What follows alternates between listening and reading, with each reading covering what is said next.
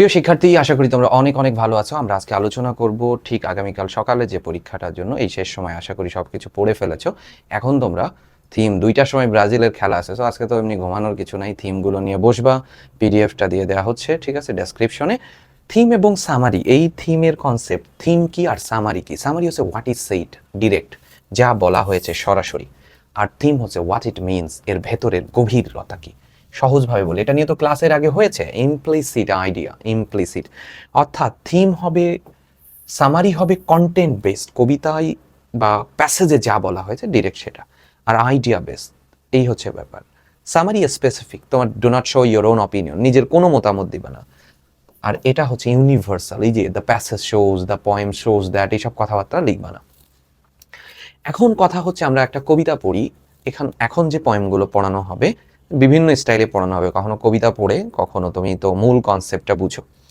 এই যে কবিতাটা দেখতে পাচ্ছ, রবার্ট হেরিকের একটা বিখ্যাত কবিতা টু ড্যাফোডিলস, টু ড্যাফোডিলস। এখন তো কবিতা পড়া যাচ্ছে না, সো এই কবিতাগুলোই কিন্তু টেস্ট পেপার সলভে দেওয়া হয়েছিল, তারপরেও তোমরা চাচ্ছ, তোমরা ওই সময় তো ক্লাস করেছিল, হ্যাঁ, এই জন্যই আবার দেয়া আসলে।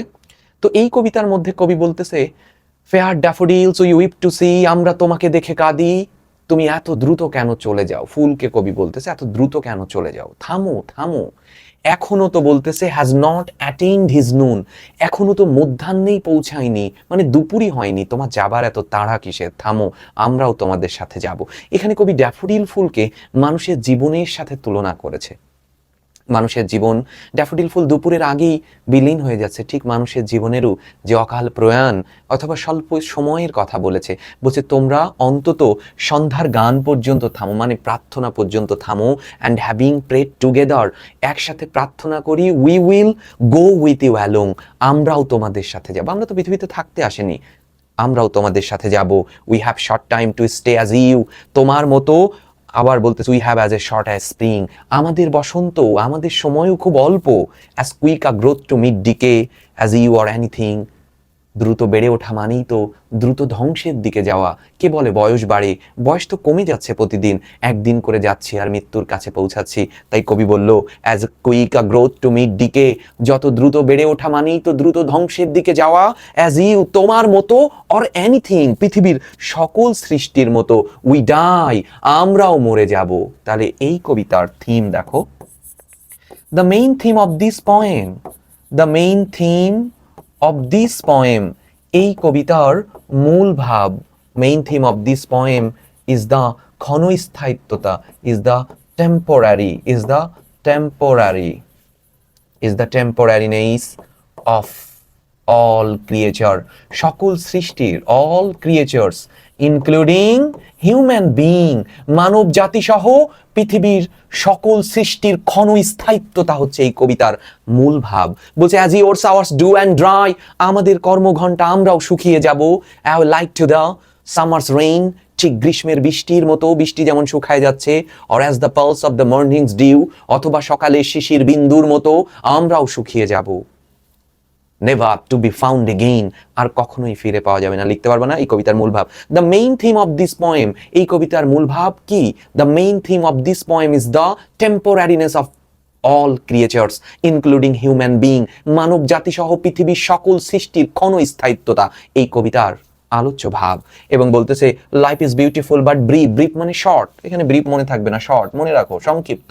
Everything in nature and human existence, প্রকৃতির সব কিছুই এবং মানুষ পাসেস অ্যাওয়ে, মারা যাবে উইদিন শর্ট আ টাইম, খুব অল্প সময়ের মধ্যে। সুতরাং instead of regretting the certainty of death, মৃত্যুর এই নিশ্চয়তার, এটার জন্য এত রিগ্রেট করে কিছু নেই, এটার পরিবর্তে পিপল শুড ভ্যালু দ্য প্রেজেন্টকে ভ্যালু দাও, লাইফকে ভ্যালু দাও, মিনিংফুলি, জীবনকে অর্থপূর্ণভাবে বাঁচো, and cherish every moment they have. এইটুকু লিখলেই হবে।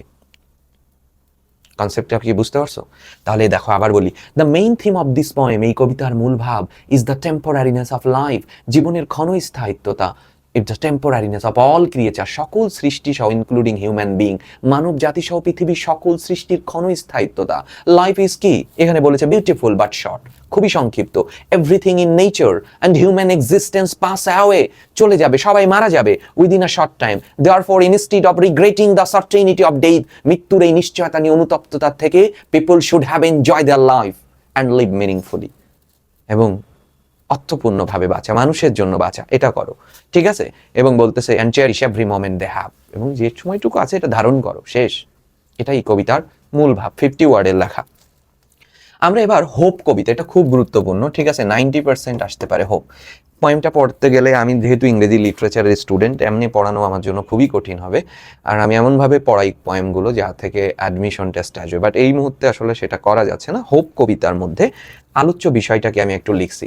হোপ হচ্ছে is the thing with feathers, বলছে আশা হচ্ছে কোনো পাখি এখানে না, বরং পাখির গুণাবলীর মাধ্যমে মানুষের স্বভাবকে বোঝানো হয়েছে। যেমন পাখি গান গায়, ঠিক আশা মানুষকে সাহস দেয়। পাখি গান গেয়ে বাঁচে, মানুষ আশায় বাঁচে। বলে না, যত সময় শ্বাস ঠিক তত সময় আশ।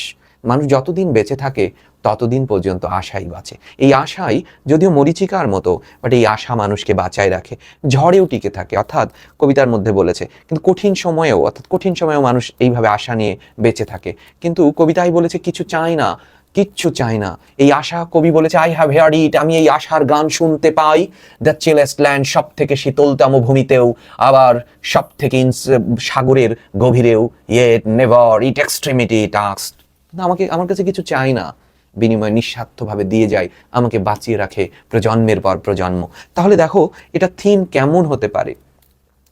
ট্রু স্ট্রেংথ, সত্যিকারের যে শক্তি, কামস আসে অ্যান ইনভিজিবল ইনার ফোর্স, ভেতর থেকে আসে। আমার সাথে সাথে বলবা, ট্রু সত্যিকারের, সত্য যে স্ট্রেংথ বুঝোই, শক্তি, এই শক্তি কামস, কামস কোথা থেকে, এই জন্য ফ্রম বসেছে। ট্রু স্ট্রেংথ, সত্যিকারের শক্তি, কামস ফ্রম আসে কোথা থেকে, এখান থেকে। ইনার, ভেতর থেকে আসে, ফোর্স থেকে, ইনার ফোর্স থেকে। তাহলে true strength comes from inner force, সত্যিকারের শক্তি আসে ভেতর থেকে। ট্রু স্ট্রেংথ, আবার বলো, true strength comes from inner force, that যা কিপস দ্য হিউম্যান, মানুষকে স্পিরিট অ্যালাইভ, বাঁচিয়ে রাখে। কখন? ডিউরিং পেইন, তোমার দুঃখের সময়, আনসার্টেনিটি, অনিশ্চয়তার সময়, এবং কঠিন সময়ের সময়। লিখতে পারবা না? আবার বলো, ট্রু স্ট্রেংথ, সত্যিকারের শক্তি, কামস ফ্রম আসে, কোথা থেকে আসে? ইনার ফোর্স, ভেতরের, এই ভেতরের শক্তি থেকে। দ্যাট যা মানুষকে কি করতেছে, কিপস দ্য হিউম্যান অ্যালাইভ। এটুকু মনের দরকার নেই, এটুকু লিখতে মন চাচ্ছে না, লিখো না, যে মানুষকে বাঁচিয়ে রাখে। দ্যাট কিপস দ্য, আবার দেখো, ট্রু স্ট্রেংথ, একবারে মনে রাখবা হোপ কবিতা দিয়ে। ট্রু স্ট্রেংথ, সত্যিকারের শক্তি, কামস ফ্রম আসে, কোথা থেকে? ইনার ফোর্স থেকে। দ্যাট কিপস হিউম্যান অ্যালাইভ, যা মানুষকে বাঁচায় রাখে। কখন? দুঃখের সময়, ডিউরিং পেইন, যন্ত্রণার সময়, হার্ডশিপ, কমা দিয়ে দিয়ে লেখো, ফ্রাস্ট্রেশন, ডিপ্রেশন, যেমন চাই লেখো, এগুলোর মধ্যে। Even in the darkest moment, ওই যে বলেছে আমি সব থেকে শীতলতম ভূমিতেও থাকি, এই জন্য বলছে even in the darkest moment, এমনকি অন্ধকারের সময়, মানে এমনকি তোমার কঠিন সময়েও, this quiet source of courage, এই যে তোমার সাহসিকতার যে উৎস, কন্টিনিউস টু ইন্সপায়ার, তোমাকে উষ্ণ করে, warm, endurance and faith without asking for anything in return, বিনিময়ে কিছু প্রাপ্তি ছাড়াই তোমাকে এনকারেজ করে। লিখতে পারবা না? সরল কাজ। আমরা দেখি পরের পয়েমটা, এই কবিতাটা খুব গুরুত্বপূর্ণ। লেক আইলস অফ ইনিসফ্রি, বুঝছো? লেক আইলস অফ ইনিসফ্রি, ইনিসফ্রি এইটা, এই যে ইনিসফ্রি একটা দ্বীপ। ডাব্লিউ.বি. ইয়েটসের কবিতা, ভালো করে বুঝো, এটা একটু পড়তেই হচ্ছে, আসবে কিন্তু পরীক্ষাতে, 90% আসার সম্ভাবনা। I will arise and go now, আমি এখনই, কবি বলতেছে আমি এখনই উঠবো এবং যাব, অ্যান্ড গো টু ইনিসফ্রি, এবং ইনিসফ্রি দ্বীপে চলে যাব। ইনিসফ্রি হচ্ছে আয়ারল্যান্ডের ডাবলিন শহর থেকে একটু দূরে, গ্রামের মধ্যে একটা দ্বীপ। And I small cabin build দেয়ার, এবং সেখানে ছোট্ট একটি ঘর বানাবো, অফ ক্লে, কাদা দিয়ে, ওয়েটেলস মেড, বেদ দিয়ে একটা ঘর বানাবো। 9 bean rows will I have there, সেখানে 9 সারি সিমের চাষ করব। A hive for the honey bee, মৌমাছির গুঞ্জন থাকবে। And live alone in the bee loud glade, and I shall have some peace there. কবি ডাব্লিউ.বি. ইয়েটস, বুঝতে পারছো? ইয়েটস লন্ডনের চাকচিক্য ছেড়ে ডাবলিন থেকে দূরে এই একটা দ্বীপে যেতে চাই। কেন? অন্তত আমি সেখানে একটু শান্তি পাবো, শান্তির খুঁজে, প্রকৃতি শান্তি দিতে পারে, এইটুক তো বুঝেছো। পিস কামস ড্রপিং স্লো, কারণ শান্তি আসে ধীরে ধীরে, ফোটায় ফোটায়। Dropping from the veils of morning to the weather where the cricket song, cricket sing মানে ঝিঝি পোকার গান। দেয়ার midnights all a glimmer and noon a purple glow and evening full of the linnet swing। কবি কেন এত কিছু রেখে ওই ইনিসফ্রি দ্বীপে কেন যেতে চাই? কারণ সেখানকার সকালটা হবে ঝিঝি পোকার গান, সেখানে দুপুরটা হবে মিডনাইটস গ্লিমার, মধ্যরাত হবে চকচকে আভা, দুপুরটা হবে পার্পেলের মতো গ্লো, আর সন্ধ্যা হবে পাখির ডানায় পরিপূর্ণ। আবার কবি বলেছে, I will arise and go now, আমি এখনই উঠবো এবং যাব, for always night and day, শুধু রাত এবং দিনে আমার একটাই চাওয়া, I hear lake water lapping with the low sounds by the shore. কবি কিন্তু যায়নি, কিন্তু কবি বলতেছে লন্ডনে বসেই আমি সেখানকার সেই নিষ্ফ্রির আশ্রে পড়া পানির শব্দের অবগাহন আমি শুনতে পাই। কোথায়? We while I stand on the roads way or on the pavements grey, যখন আমি ধূসর পথে দাঁড়িয়ে থাকি, I hear it in the deep hearts of core, আমার অন্তরের গভীরে ওই নিষ্ফ্রির ডাক আমি শুনতে পাই, ওই ঝিঝি পোকার ডাক শুনতে পাই, ওই রক্তিম আবহাওয়ার হাতছানি আমি শুনতে পাই। কবি তো যায়নি, বারবার বলছে আই উইল গো, ফিউচারে সে যাবে সব ছেড়ে দিয়ে, শান্তির খোঁজে যাবে। তার মানে এটা আরো ভালো করে পড়ানো উচিত, বাট পারলাম না এখন, খালি দেখবা কনসেপ্টটা কি কবিতার। কবি বলতেছে দ্যাট রিয়েল পিস, সত্যিকারের শান্তি and happiness comes from living a simple life. Yeats কিন্তু ব্যক্তি জীবনে অনেক ধনী ছিল, সেই সম্পদের যন্ত্রণায় কবি বলছে আই উইল গো, আমি এখনই উঠবো এবং যাবো, অ্যান্ড গো টু ইনিসফ্রি, এবং আমি ইনিসফ্রি দ্বীপে যাব, আমি সেখানে অন্তত একটু শান্তি পাবো। তাই বলেছে এই সত্যিকারের শান্তি, peace and happiness come from simple life. Luxury লাইফে শান্তি নাই, বুঝতে পারছো না? প্রচুর পড়বা, জ্ঞান অন্যের, যেমন আমি যা ইনকাম টিনকাম করি আসলে, বই কিনি সব, শান্তি শান্তি, সারাদিন বসে পড়ি, ভুলে যাই সব মাঝে মাঝে। তো এই যে ব্যাপারটা বলেছে, ঠিক আছে, একদম এ কাম অ্যান্ড কোয়াইট এনভায়রনমেন্ট, শান্ত যে environment রিফ্রেশেস the mind and brings inner satisfaction আনে ওই দ্বীপ। Although যদিও people may live in busy cities, they often dream of escaping to a peaceful place. একদম ধান্দাবাজি এটা, বুঝতে পারছো না? ঢাকায় থেকে দেখো না শান্তির খোঁজে, আবার সে কিন্তু সকালবেলা আবার টাকার খোঁজে বের হচ্ছে, শান্তির খোঁজে নয়। এই যে বিষয়, অ্যান্ড ফিল্ড উইথ ন্যাচারাল বিউটির, দ্য পোয়েম সাজেস্ট দ্যাট, এই কথা দরকার নেই, এই লাইন বাদ দাও, এটা ভুল লেখা, বাদ। Nature has the power of to heal, heal মানে আরোগ্য লাভ করতে পারে, প্রকৃতির একটা আরোগ্য লাভের ক্ষমতা আছে। দ্য হিউম্যান হার্টকে রিডিউস স্ট্রেস, চাপ কমাবে, ইন্সপায়ার হোপ, আশায় বাঁচাবে। সুতরাং a close relation with nature makes life more meaningful, balanced and joyful. প্রকৃতির সাথে যে সংস্পর্শটা থাকে জীবনকে আরো অর্থপূর্ণ করবে, আরো ব্যালেন্সড করবে, আরো আনন্দপূর্ণ করবে। লিখতে পারবে না? কবি শান্তির খোঁজে, the real peace and happiness comes from simple life থেকে, rather than the worldly life. পার্থিব জীবনের থেকে, সরল জীবনে সব থেকে বেশি পরিমাণ শান্তি আসে। Calm and quiet environment refresh the mind, মনকে সতেজ করে, অ্যান্ড ব্রিংস দ্য স্যাটিসফ্যাকশন, এবং স্যাটিসফ্যাকশন আর ইনার স্যাটিসফ্যাকশন। যদিও people may live in busy cities, they often dream of escaping, পালানো সবসময় স্বপ্ন দেখে, to a peaceful place filled with natural beauty. The মানে এইটা বাদ দিবা, actually nature has the power, প্রকৃতির সেই ক্ষমতা আছে, to heal the human heart, human হার্টকে আরোগ্য লাভ করবে, ক্ষত পুষাই দিবে, স্ট্রেস কমাবে, ইন্সপায়ার হোপ। পরের কনসেপ্টে চলে আসি আমরা, এই ডেডবেড কবিতাটা, বুঝছো? এটা ভালোভাবে বুঝো, এটাও পড়তে হবে। ডেডবেড ইমাম গাজ্জালির কবিতা, আসার মতো 80% এটা। Say unto brethren when they see me dead, রাত যতই হোক এটা শেষ করে ফেলবা। পরীক্ষার আগে রাত কি? পরীক্ষা মানে পড়ো পড়ো পড়ো, শেষ। এমনি আবার ভোর রাত্রে উঠে পড়বা, শেষ। ভোর রাত্রে এটা দেখবা, যদি এখন ঘুমায়ও পড়ো, ভোর রাত্রে 3টার দিকে উঠে পড়ো, ঠিক আছে?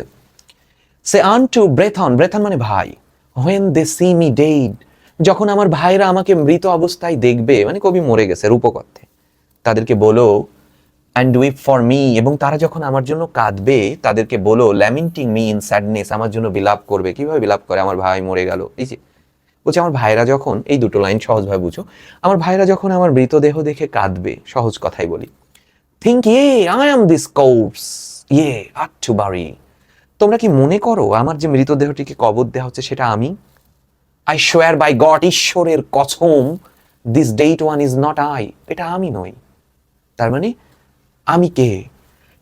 I in the spirit am, আমি আত্মা, অ্যান্ড দিস মাই বডি, এটা তো কেবল শরীর, আমি তো আত্মা। তার মানে মৃত্যুই জীবনের শেষ নয়, আত্মাই মূল। My dwelling was my garments for a time, আর দেহটি ছিল কিছু সময়ের জন্য গার্মেন্টস, পোশাক। দেহকে কবি পোশাক বলেছে, দেহ আমি নই, আমি আত্মা। বলো আই এম আ ট্রেজার, আমি সম্পদ।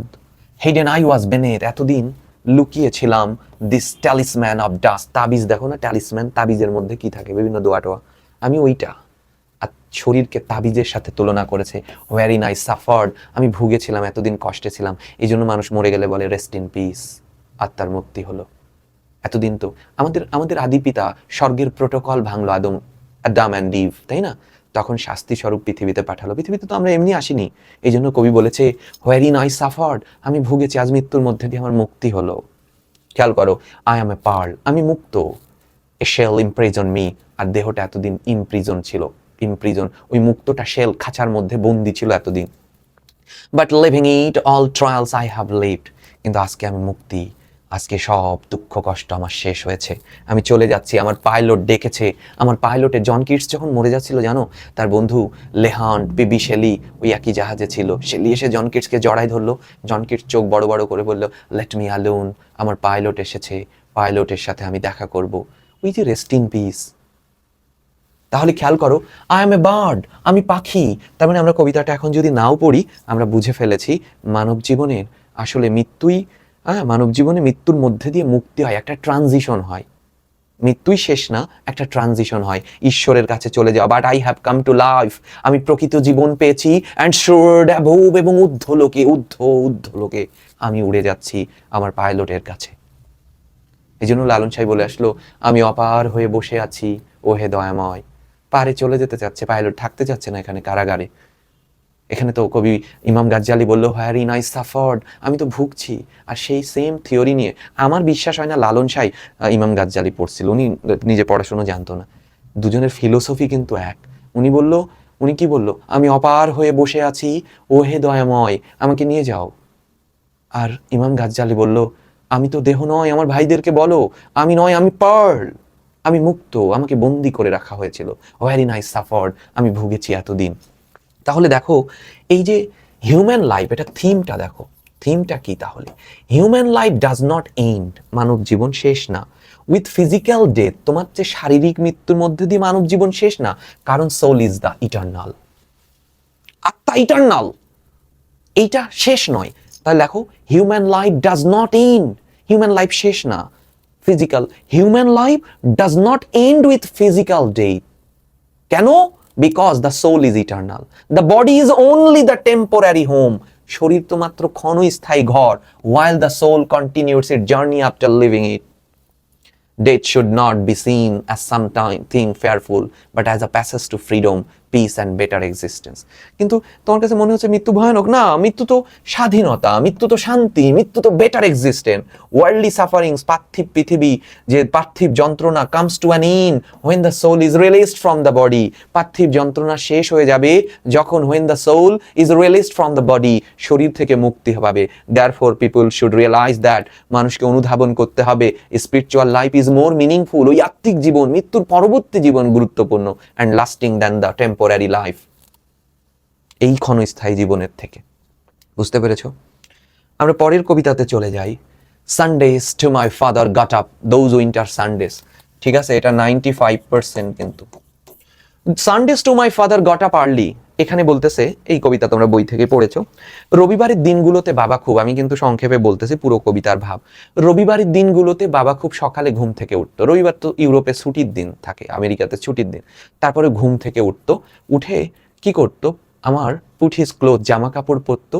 তারপরে ব্যথা হাত, সারাদিন কারখানাতে সপ্তাহের অন্যান্য দিন কাজ করার পরে ব্যথা হাত নিয়ে সে আবার বরফ ভাঙতো, শীত বরফ। কিন্তু এর জন্য বাড়ির কেউ ধন্যবাদ জানাতো, নো ওয়ান এভার থ্যাঙ্কড হিম, কেউ ধন্যবাদ জানাতো না। এটা কবির বাবা। তারপর কবি ঘুম থেকে উঠতো, I would wake and hear the cold splintering breaking, when the rooms were warm he would call, যখন রুম উষ্ণ হতো তখন সে আমাদের ডাকতো। বাবার সন্তানের প্রতি কি মমত্ব, কি স্নেহ, আমার বাপের অবশ্য নাই এগুলো, বাদ দাও। তো এইটা বলেছে, এই উষ্ণতা হলে তারপরে ডাকতো, যাতে বাচ্চাদের কষ্ট না হয় সন্তানের। And slowly I would rise and raise, আমি ধীরে ধীরে উঠতাম, পোশাক পরে নিতাম, fearing the chronic angers of that house, বাড়ির লোক। তোমায় যেমন সকালে ধরো ঘুমাও, অনেক তোমার জীবনে এরকম হয়েছে, এখন এই পরীক্ষার সময় ঢং ধরেছো, সকালবেলায় উঠতেছো, বহুত 9টা 10টায় ঘুমাচ্ছ, তখন তোমার মা হয়তো রান্না করতেছে, সেই শব্দ এসে বলতেছে কি সব খটর মটর করো, আমার ঘুম ভেঙে যাচ্ছে। তোমার বাবা হয়তো কাজ করতে, সেই শব্দে তোমার ঘুম ভেঙে, তুমি তো নাক ডাকায় ঘুমাচ্ছ। আরো ভেঙে গেলে ঝাড়ি দিচ্ছ, কি সব চালাচ্ছ, অ্যাঙ্গার, কারণিক অ্যাঙ্গার। তারপরেও কিন্তু বাবা মা, এখানে বাবা তার দায়িত্ব পালন করেছে নিভৃতে। স্পিকিং ইনডিফারেন্টলি টু হিম, আমি তার সাথে কত উদাস ভঙ্গিতে কথা বলেছি। আমরা বলি কি জানো তুমি, যাও এখান থেকে। Who had driven out the cold, কার সাথে আমি উদাস ভঙ্গিতে কথা বলেছি, যে আমাদের বাড়ির ঠান্ডা দূর করে উষ্ণতা এনেছে তার সাথে। And polished my good shoes as well, এবং আমার আমার আমার ভালো জুতাটাও পালিশ করে দিয়েছে, যে জুতো পালিশ করার দরকার ছিল না সেটাও করেছে। হোয়াট ডিড আই নো, আমি কি জানতাম লাভ সাস্ট্রি অ্যান্ড লোনলি অফিসেস, এর মধ্যেই নিভৃত প্রেম। বাবাদের ভালোবাসা আসলে বোঝা যায় না, বাট আমি বোঝার চেষ্টা করেছি, কারণ দোজ উইন্টার সানডেস তো তোমরা ইন্টারমিডিয়েটে পড়েছো, আমি অনেক আগে পড়েছি সেটা, এটা বোঝার জন্য। কিন্তু লেখক একটা আকুতি জানিয়েছে, হোয়াট ডিড আই নো, রিপিটেশনের মধ্যে, হোয়াট ডিড আই নো, আমি কি জানতাম লাভ সাস্ট্রি অ্যান্ড লোনলি অফিসেস। নিভৃত প্রেম কি এটাই? নিভৃত স্নেহ কি এটাই? তার মানে স্নেহ, ভালোবাসি, এই যে আমি তোমাকে ভালোবাসি এটা বলা দরকার নাই, এটা কাজ দিয়ে বোঝানো যায়, সেটাই বলেছে, থিম হচ্ছে সেটাই। দ্য ট্রু লাভ, ভালো করে বুঝো, সত্যিকারের প্রেম ইজ অফেন এক্সপ্রেসড, প্রকাশিত হয় through silent care, sacrifice and responsibility rather than ওয়ার্ডস। আমি তোমার ছাড়া বাঁচবো না, তুমি যেও না সুরঞ্জন ওইখানে, এইসব বাজে কথা বলার থেকে স্যাক্রিফাইস, কেয়ার, যত্ন, বুঝছো, প্রেম বুঝো, রেসপন্সিবিলিটি রাদার দ্যান ওয়ার্ডস, এইসব কথা বলার থেকে এগুলো দরকার। ট্রু লাভ, সত্যিকারের ভালোবাসা, ইজ এক্সপ্রেসড, প্রকাশিত হয় কিসের মধ্যে দিয়ে, থ্রু। সত্যিকারের ভালোবাসা, ট্রু লাভ ইজ এক্সপ্রেসড, প্রকাশিত হয়। এই ওফেন মনে থাকবে না, আমার নিজেরই মনে থাকে না, বাট আমি অ্যাডভার্ব লেখার সময় আনতে পারি। ট্রু লাভ ইজ এক্সপ্রেস, সত্যিকারের প্রেম প্রকাশিত হয় কিসের মধ্যে দিয়ে, through sacrifice, care and responsibility rather than ওয়ার্ডস, মুখে বড় বড় কথা বলার থেকে এগুলোর মধ্যেই প্রেম প্রকাশিত হয়। Many people fail to recognize, কবি যেমন বুঝতে পারে নাই, এটাই বাপের প্রেম, বুঝে নাই কিন্তু। Many people fail to recognize, ব্যর্থ হয় এই স্বীকৃতি দিতে, the value of such love, এই ধরনের, কারণ ওনারা তো বলে না, ওনাদের প্রেম ভেতরে থাকে, এটা তো বলেও না, কেউ বুঝেও না, তাই না? এই জন্য বলছে many people fail to recognize, লিখতে পারবে না বলো, ট্রু লাভ, সত্যিকারের প্রেম, ইজ এক্সপ্রেসড, প্রকাশিত হয় through care, responsibility and sacrifice rather than words. But unfortunately many people fail to realize, কিন্তু অনেক মানুষ ফেইল করে, ব্যর্থ হয়, টু রিয়েলাইজ করতে, অনুধাবন করতে, সাচ কাইন্ড অফ লাভ, এই ধরনের প্রেমকে। while there are young, দেখো বলছে বিশেষ করে তুমি যখন তরুণ থাকবা, and realize its depth later in life, পরের কবি যেমন পরে বলেছে, আমি কি জানতাম, what did I know, আমি কি জানতাম, এর মধ্যেই প্রেম। ইয়াং কালে তো বোঝা যাবে না, হয়তো কবির নিজের সন্তান হয়েছে, অথবা সেই নিজে বার্ধক্যে যে বাবাকে মিস করছে, এই কবিতার দুটো দিকই হতে পারে। সে হয়তো তার উত্তর প্রজন্মের মধ্যে নিজের পূর্ব প্রজন্ম বাবার সেই প্রেম খুঁজে পেয়েছে, কিন্তু when he was young he completely failed to recognize the true love. It reminds us, এটি আমাদের মনে করিয়ে দিচ্ছে, that the selfless efforts, বাবের কি সেলফলেস না, কোনো স্বার্থ ছিল, of parents deserve gratitude, কৃতজ্ঞতা বোধ করে, কিন্তু বাড়িতে কেউ আরো রেগে গেছে, respect and appreciation. The poem also teaches that love may be quiet and demanding. প্রেম নিস্তব্ধ, প্রেম বুঝছো, বড় হচ্ছো, প্রেম বুঝো, যাকে তাকে প্রেম বলো না, হ্যাঁ, একদম শেষ। It plays a vital role in shaping a person's life, character and future গড়ে দিতে পারে। বুঝেছো? খেয়াল করো, এই কবিতাটা আমি যখন মনে হয় ঢাকা বিজ্ঞান কলেজের প্রশ্ন যখন পড়িয়েছিলাম, এটা খুব ভালোভাবে বুঝাইছিলাম। বেঙ্গল ফেস, জীবনানন্দ দাশের বেঙ্গল ফেস খুব ভালোভাবে পড়াইছিলাম, এটা এখন আমি আর যাচ্ছি না। বেঙ্গল ফেস, হ্যাঁ, দেশপ্রেম ফুটে উঠেছে কবির, বেঙ্গল ফেস, এটা পড়াইছিলাম, ওখান থেকে আমি নিয়েছি, খুঁজে দেখলাম যে পড়ানো হয়েছে, 2 বার পড়ানো হয়েছে। আচ্ছা, এটাও পড়ানো হয়েছে September 1st, এটা কিন্তু একদমই 100% মনে হচ্ছে এবার। এটা দ্বিতীয় বিশ্বযুদ্ধের সময় কবি বলতেছে, I sit on one of the dives, আমি একটি পানশালায় বসে আছি, অর্ডেন বলতেছে, অন 52nd স্ট্রিট, 52 নম্বর স্ট্রিট, নিউ ইয়র্কের একটা পানশালায় কবি বসে আছে। আনসার্টেইন অ্যান্ড অ্যাফ্রেড, অনিশ্চয়তা আর ভয়ের মধ্যে, তো ভয় তো হবেই। এই যে 1939-এর 1 সেপ্টেম্বর সেকেন্ড ওয়ার্ল্ড ওয়ার শুরু হয়েছিল, বুঝছো, দ্বিতীয় বিশ্বযুদ্ধ শুরু হয়েছে, তো যুদ্ধ শুরু হলে তো অনিশ্চয়তা এবং ভয় থাকবেই। As the clever hope expire, সুচতুর স্বপ্নগুলো বাতিল হয়ে যাচ্ছে, অর্থাৎ কবি দেখতেছে যে স্বপ্ন ছিল পৃথিবীতে যদি এখন যুদ্ধ হয়, দ্বিতীয় বিশ্বযুদ্ধ কাদের সাথে কাদের হয়েছিল, কেন হয়েছিল? তোমরা তো জানো হিটলারের কথা, না? কনসেপ্ট কিন্তু এটা না। সমাজতন্ত্রের পতন হয়ে পুঁজিবাদ, আজকের পৃথিবী যে ধনতন্ত্র, তাই না? এই ধনতন্ত্রের উত্থান হবে। তো তান্ত্রিকদের কিছু স্বপ্ন ছিল, সলিডারিটি, সমতা, ইকুইটি, সমতা, সংহতি, সলিডারিটি, জাস্টিস, ন্যায় বিচার, এই 3টা স্বপ্ন দেখতো তারা। কিন্তু অর্ডেন দেখলো যে, অর্থাৎ কবির কথা বলছি, উইলিয়াম হেনরি অর্ডেন, উনি দেখলো যে পৃথিবীতে দেখতে পাচ্ছে যুদ্ধ হলে সমাজতান্ত্রিকরা হেরে যাবে, তাহলে সুচতুর স্বপ্নগুলো বাতিল হবে। Of a low dishonest decade, decade মানে তো 10 বছর, 1930 থেকে 1940 সাল, এই 10 বছর পৃথিবীর, আজকের পৃথিবীতে যা দেখতে পাচ্ছ না, এই যে ইরান ইসরায়েল ওয়ার, যে যুদ্ধই দেখো না, এই 10 বছরের নোংরামি, সব এই 10 বছরে সব ফাউল কাজ হয়েছে। Waves of anger and fair, চতুর্দিকে ক্রোধ আর রাগের ঢেউ সার্কুলেট ওভার দ্য ব্রাইট, উজ্জ্বল ভবিষ্যতের উপর ঘুরছে। ভবিষ্যৎ ভালো, যুদ্ধ লাগলে তো আর থাকবে না। And dark and lands of the earth, আর পৃথিবীর ভূমিকে আচ্ছন্ন করছে। অবসেসিং আওয়ার প্রাইভেট লাইফস, এমনকি আমাদের ব্যক্তিগত জীবনকেও ধ্বংস করেছে। দ্য আনমেনশনেবল অর্ডার অফ ডেথ, মৃত্যুর অনুচ্চারিত গন্ধ, ওফেন্স দ্য সেপ্টেম্বর নাইট, পুরো সেপ্টেম্বরকে ঘিরে। এই লেখাটা একটু বড় হয়েছে, পারতেছিলাম না ছোট করতে। দেখো যুদ্ধ হচ্ছে, তাই ভয়, আনসার্টেনিটি, অনিশ্চয়তা, অসততা এবং হার্টেড ক্রিয়েট কনফ্লিক্ট। ওই যে 10 বছরে, ওই 10 বছরে ফেয়ার, আনসার্টেনিটি, ডিসঅনেস্টি, এগুলোই সৃষ্টি করেছে সংঘাত, অ্যান্ড ডিস্ট্রয় করেছে পিস ইন সোসাইটি, সমাজে শান্তি। পারবে না? ফেয়ার, আনসার্টেনিটি, এগুলো আর কি কি? Fair, uncertainty, dishonesty and hearted, এবং কষ্ট, এইসব ধ্বংসজ্ঞ। কি করেছে? ক্রিয়েটস কনফ্লিক্ট, সংঘাত সৃষ্টি করেছে। আর কি করেছে? অ্যান্ড ডেস্ট্রয়, এবং ধ্বংস করেছে peace in society. False hopes দেখাইছে, মিথ্যা স্বপ্ন, ডিসঅ্যাপিয়ার, হাজির হয়েছে যখন মোরাল ভ্যালুজ ডিক্লাইন, মানুষের নৈতিক মূল্যবোধ যখন কমে যায়, তখন মানুষ মিথ্যা আশ্বাস দেখায়। Living people anxious and insecure about the future. Anger and violence, রাগ, ক্রোধ, সংঘাত ছড়িয়ে পড়লো, spread from one place to another, এক জায়গা থেকে আরেক জায়গা, অ্যাফেক্টিং বোথ ইন্ডিভিজুয়াল, ব্যক্তিগত, এবং সমাজ অর কান্ট্রি, সবাইকে অর ওয়ার্ল্ডকে ধ্বংস করেছে, প্রভাবিত করেছে। A peaceful and stable world, একটা শান্তিপূর্ণ, স্টেবল দরকার, ধরো নাও নিতে পারো। আ পিসফুল ওয়ার্ল্ড, একটি শান্তিপূর্ণ পৃথিবী, ডিপেন্ডস করে on honesty, justice and humanity, এই 3টা, এটাই ছিল সোশ্যালিস্টদের স্বপ্ন, কিন্তু এটা তো বাতিল।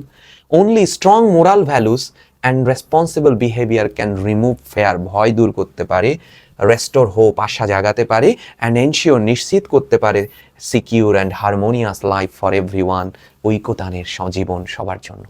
দেখে নিও কিন্তু। এবং দেখো আমরা কি পাচ্ছি, আমাদের যে কনসেপ্ট, আমাদের এটাও খুব গুরুত্বপূর্ণ, এই পয়েন্টটা আমরা পড়বো। How do I love the, let me count the ওয়েস, আমি তোমাকে কতভাবে ভালো, এইটার লেখা বাংলা কেন জানো? আমি একটা বই লিখতেছি, বুঝছো, মাথায় একটা প্ল্যান যাচ্ছে, যারা যারা ইংরেজি পড়াচ্ছে দেখে আমার রাগ উঠতেছে। আমি একটা বই বের করবো 27 ব্যাচের জন্য, বুঝছো। পয়েম কি হয় এরা দেখতে পারবে, পয়েম কি, ইংলিশ লিটারেচার কি, কত মুগ্ধতা আনা যায়। হাউ ডু আই লাভ দি, আমি তোমাকে কতভাবে ভালোবাসি, লেট মি কাউন্ট দ্য ওয়েস, আমাকে এক এক করে বলতে দাও। হাউ ডু আই লাভ দি, আমি তোমাকে কতভাবে ভালোবাসি, আমাকে বলতে দাও। I love thee to the depth and breadth and height, আমি তোমাকে আমার ভালোবাসার গভীরতা, বিস্তৃতি আর উচ্চতা, এটা মানে ওই পর্যন্ত ভালোবাসি। My soul can reach when feeling out of sight, for the ends of being and ideal grace, এর অস্তিত্বের সীমা পর্যন্ত, মানে যতদূর পর্যন্ত আমি বাঁচবো আসলে। I love thee to the level of every day's, most quiet need by sun and candle light, এবং দিনের আলো হোক বা রাতের প্রদীপের আলো, জীবনের নীরব প্রয়োজনের মতো আমি তোমাকে ভালোবাসি। আই লাভ দি ফ্রিলি, আমি তোমাকে স্বাধীনভাবে ভালোবাসি। As men strive for right, যেমন মানুষ ন্যায় প্রতিষ্ঠার জন্য চেষ্টা করে, যে জুলাই বিপ্লব আনার জন্য দেশকে যতটা ভালোবেসেছে, আমি ততটা ভালোবাসি তোমাকে। দ্য লাভ ইজ ডিপ, ভালো করে বুঝো, প্রেম গভীর, বিশুদ্ধ, স্বার্থহীন এবং এভার লাস্টিং। বুঝো, খালি প্রেম আর প্রেম, বুঝতে পারতেছো? দ্য লাভ ইজ ডিপ, প্রেম হচ্ছে গভীর, পিওর, সেলফলেস, এসব ইংরেজি লেখা ব্যাপার না কিন্তু, and ever lasting. It is not based on beauty, এটা সৌন্দর্যের মধ্যে না। সৌন্দর্য থেকে যে প্রেমের উদ্ভব হয়, যে ওই ছেলেটা হ্যান্ডসাম প্রেমে পড়ে গেল একজন, না, যে যে টালকিন বলতেছে handsome is what handsome does, সৌন্দর্য কি? সৌন্দর্যার কাজ। তার মানে মস্তিষ্কের সৌন্দর্যই সব থেকে ইনার বিউটি জীবনে, এটা লাইফে দেখবা সবসময়, বুঝছো? Inner beauty. বড় হয়ে যাচ্ছ, বিশ্ববিদ্যালয়ে আসবা, অনেকেই মানবিক সম্পর্কে জড়ায় পড়ে। যদিও এই কবিতা ঠিক ওই রকম ওই কনসেপ্টের না, বাট এই লাইনটা এটা অনেকে আছে বিশ্ববিদ্যালয়ে আমি দেখেছি প্রেমে জড়ায় পড়ে। ইনার বিউটি, মেয়েকে দেখে বুঝতে পারছো, তার বাহ্যিক সৌন্দর্য দেখতেছে, তার চোখের ভাষা দেখতেছে না, এটা পড়তে পারে না। শি ওয়াক্স ইন বিউটি কবিতার মধ্যে যেভাবে লর্ড বায়রন মিসেস উইলমটের প্রেমে পড়েছিল, বলেছিল she walks in beauty like the night of cloudless climes and starry skies, ঠিক যেন সে সৌন্দর্যের মাঝে হেঁটে বেড়ায়, যেন রাতের তারকাখচিত আকাশ আর দিনের মেঘমুক্ত আকাশের মতো। এই যে সুন্দর, এটা বোধের ব্যাপার। এটা বলতেছে it is not based on beauty, wealth or personal gain, but grows through faith, sacrifice, and sincere devotion. Such love remains strong in times of joy and sorrow of countless despite all hardship. It becomes a source of strength. এটি, এই ধরনের প্রেম যাদের জীবনে এসেছে, এটি হচ্ছে শক্তির উৎস, আশার উৎস, ইমোশনাল সাপোর্টের উৎস throughout life. Genuine love never fades with time. সত্যিকারের ভালোবাসা কখনোই সময়ের সাথে সাথে বিবর্ণ হয় না। Instead, বরং it grows stronger and remains eternal even beyond the limits of human life and death. জীবন শেষ হয়ে গেছে না, beyond the human's life and reach the death, মৃত্যু পর্যন্ত পৌঁছে যাবে। এই পয়েমগুলো ভালো করে পড়বা, ঠিক আছে? এই পয়েমগুলো। এখন কয়টা বাজে? এই যে ক্লাস শেষ করলাম না, 11টা বাজে। খাও, দুটো পড়ো, একটা ঘুম দাও, 4:30 উঠে পড়ো, অ্যালার্ম দিয়ে ফেলো, দেখে পরীক্ষা দিতে চলে যাও, একদম বিন্দাস, ঠিক আছে? কোনো প্রেশার নেবে না। মাঝখানে যারা ব্রাজিলের সাপোর্টার আছো তারা একটু কান্নাকাটি করবে হালকা, ঠিক আছে? ভালো থাকবে সবাই, আল্লাহ হাফেজ।